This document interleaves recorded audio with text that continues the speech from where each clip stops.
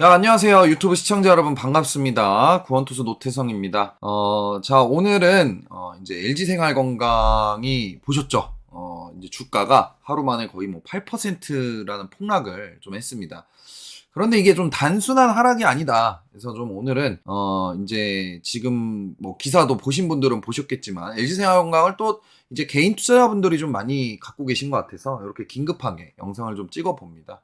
20년 만에 화장품 사업부가 적자를 냈습니다. 2004년 이후로 처음이에요. 2004년을 우리가 생각을 해보면 정말 뭐 핸드폰도 아이폰도 없던 그 시절이었고, 그죠? 뭐 플립폰 이런 거 썼었죠. 그리고 뭐 싸이월드 할 때였는데, 그죠? 야, 정말 오랫동안, 그죠? 적자를 낸 적이 없던 이 LG생활건강이 이 적자를 냈다. 이렇게 좀 생각을 해볼 수 있을 것 같습니다. 그래서 오늘은 도대체 왜 LG생활건강이 좀 무슨 일이 일어났는지, 그리고 지금 매수 기회인지 함정인지 철저히 좀 분석을 해보도록 하겠습니다. 그래서 마지막에 제가 직접 투자할지 말지 또 결론도 한번 말씀을 드려볼 테니까 끝까지 한번 시청해 주시면 감사하겠습니다. 자, 영상에 들어가기 앞서서 뭐 이제는 더 뭐 얘기는 구체적으로는 안 하겠습니다. 더보기란 보시면 제가 좀 이벤트를 좀 진행을 하고 있고요. 그 다음에 이제 커뮤니티를 하나 운영을 하고 있습니다. 무료로. 그래서 거기 들어오시면 주식에 대한 많은 정보 받아보실 수 있으니까 참고하시면 좋을 것 같습니다. 자, 먼저 상황부터 좀 정리를 해보겠습니다. 일단은 오늘 기준으로 LG생활건강 주가가 거의 뭐 29만 5천 원대를 좀 기록을 하고 있습니다. 뭐 전일 대비해서 뭐 최저점으로 따지면은 거의 뭐 8%, 거의 6, 8%가 좀 급락을 지금 하고 있는 상황인데, 충격적인 부분은 52주 최고가하고 비교를 했을 때예요. 작년에 뭐 아시다시피 정말 많은 분들이 좀 저거 할 것 같은데 작년이죠, 그죠? 작년에 이제 48만 원. 그죠? 요때죠. 요때. 48만 원대를 좀 기록을 했었던 이 주가가 그죠? 뭐 이때는 뭐 올라갔을 때도 보면 굉장히 많이 올랐었어요. 바닥에서부터 고점까지 거의 58% 올랐는데, 작년에 이렇게 올랐었던 주가가 현재 이제 약 38%. 현재 약 38% 이상 좀 하락을 한 상황입니다. 시가총액도 뭐 4조 6천억 원까지 좀 떨어졌어요. 하지만 진짜 문제는 이제 뭐 실적이 아니다. 이제 다시. 하지만 진짜 문제는 주가가 아니라 실적이다. LG생활건강이 어제 발표한 2분기 실적을 보면은요, 좀 충격적이죠. 매출액 같은 경우에는 1조 6천억 원으로 전년 동기 대비 그래도 8.8%나 감소를 했고요. 영업이익이 좀 충격이에요. 그죠? 548억 원으로 전년 동기 대비해서 무려 65%나 급감을 했습니다. 근데 시장에서는 영업이익을 사실 1,375억 원, 1,375억 원으로 좀 예상을 했었는데, 이제 실제 결과가 548억 원이니까 이 시장 기대치를 엄청나게 못 미쳤다라는 거죠. 이거를 이제 우리 주식시장에서는 표현을 할 때 어닝 쇼크라고 얘기를 하죠. 어닝 쇼크. 정말 딱 맞아 떨어지는 표현이 아닌가 싶습니다.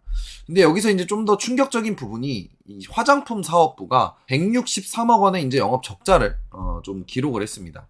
그래서 이제 이 2004년도 4분기 이후에 이 82분기일 만의 일이라고 보시면 돼요. 그러면 이제 도대체 왜 이런 일이 발생을 했는지 우리가 한번 살펴보면은요, 세 가지 주요 원인을 좀 분석을 해볼 수 있을 것 같아요. 첫 번째는 중국 시장의 급격한 악화입니다. LG생활건강은 이제 중국 시장에 상당한 의존도를 가지고 있는데, 더후 숨 37도 같은 프리미엄 브랜드들이 중국에서 큰 인기를 좀 끌었었어요. 근데 이제 중국 내에서 경쟁이 좀 심화되고 소비가 위축되면서 중국 사업이 2분기에 이제 적자로 전환이 됐습니다. 이게 전체 실적에 직격탄이 좀 됐다라고 볼 수 있을 것 같아요.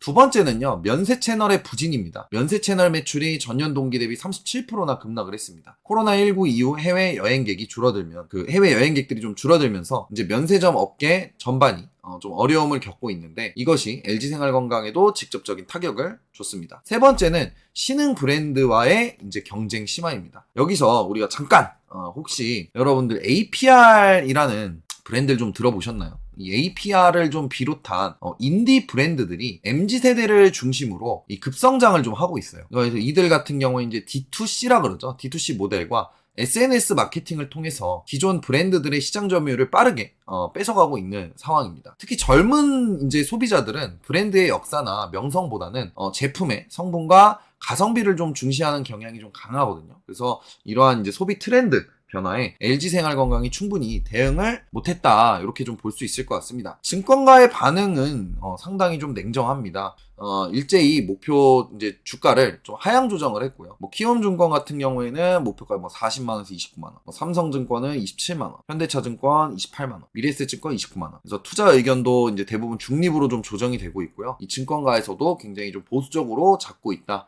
그래서 현재가와 비교하면 약 24%의 상승 여력이 있다고 볼 수는 있는데, 대부분의 증권사가 투자 의견을 중립으로 조정했다. 매수는 아닌 거죠. 중립으로 조정을 했습니다. 그러니까 밸류에이션 측면에서 보면 현재 PER 같은 경우는 30배로 업종 평균 17배보다 높아요, 아직도.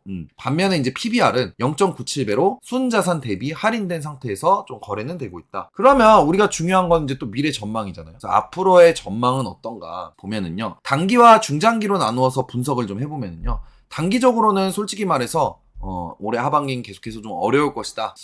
뭐 저도 좋은 얘기를 드리고 싶지만 이제 냉정하게 봐서 좀 어려울 것 같습니다. 그래서 3분기에도 화장품 사업 구조조정 비용이 계속 발생할 예정이고, 중국 시장 회복도 내년 이후로 미뤄질 가능성이 높아요. 올해는 뭐 중국도 굉장히 사정이 안 좋은 상황이죠. 하지만 이제 중장기적으로는 몇 가지 희망적인 요인들이 있다. 요거를 좀 한번 얘기를 해드려보고 싶었습니다. 이제 주식을 갖고 계신 분들이 있으니까. 자, 일단은 한번 좀 살펴보면, 첫 번째로는요, 해외 진출에서의 의미 있는 성과들이 나타나고 있습니다. 북미 시장에서 이제 CNP 립세린이 아마존 립버터 카테고리에서 20주 연속 1위를 달성을 하고 있습니다. 정말 대단한 성과를 보여주고 있는 거예요. 그 다음에 이제 일본 시장에서도 이제 유시물과 이제 닥터 그루트가 성장세를 보이고 있습니다. 이는 LG생활건강이 중국 의존도를 줄이고 시장을 다변화하고 있다는 긍정적인 신호로 볼 수 있어요. 그 다음에 두 번째로는 기술 혁신을 통한 차별화 전략입니다. LG AI 연구원과 협업하여 AI 기반 화장품 효능 소재 개발을 성공을 했고요. 뷰티테크 시장 진출을 통해서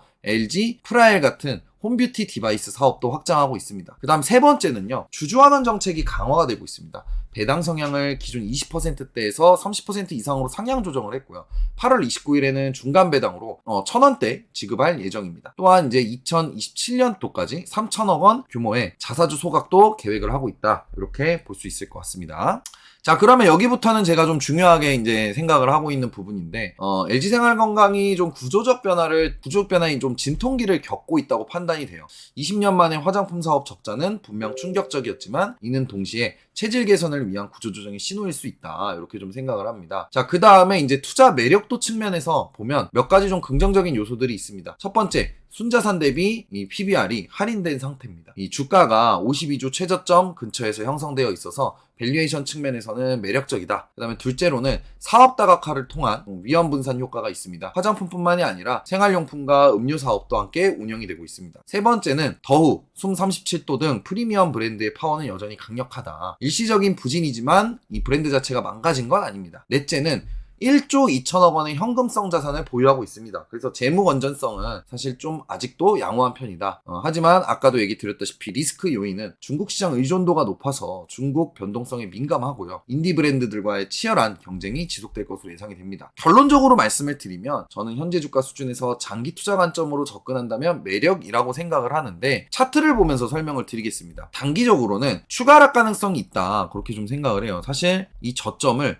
깨고 내려갈 가능성이 굉장히 높아 보인다라고 생각이 돼요. 그래서 이거를 깨고 내려가면 사실상 어디가 저점인지는 모르는 상황입니다. 근데 단기적으로 봤을 때는 볼린저 밴드 하단 구간을 이탈을 했기 때문에 여기서는 충분히 저가 매수, 요 저점 구간을 손절가를 꼭 잡아두시고 충분히 저가 매수해서 단기적인 흐름의 반등은 노려볼 수 있는 구간이라고 생각을 합니다. 만약에 좀 이제 뭐 크게 물려 계신 분들은 좀 안타깝지만 이제 뭐 좀 더 지켜보시는 게 좋을 것 같고요. 뭐 그 물타기는 안 하시는 게 좋을 것 같아요. 그래서 변동성을 감수할 수 있는 이제 장기 투자분들에게는 좀 뭐 기회가 될 수는 있겠지만, 뭐 기존에 물려 계신 분들 같은 경우 물타기는 조금 지금은 좀 힘들지 않을까, 이렇게 좀 분석을 해드려 보고 싶습니다. 자, 투자할 때는 항상 이 투자 성향과 이제 위험 감수 능력을 좀 고려하셔서 종목을 좀 잘 뽑으시는 게 중요합니다. 그래서 제가 커뮤니티에서 이벤트를 진행하고 있으니까 한번 참여해 보시는 것도 좋을 것 같고요. 무료입니다. 그래서 오늘 영상이 좀 도움이 되셨다면 좋아요, 구독 버튼 눌러주시고 댓글로 이제 여러분의 생각도 좀 얘기해 주시면 좋을 것 같습니다. 다음 영상에서 더 좋은 보석 같은 종목으로 또 찾아뵙도록 하겠습니다. 감사합니다.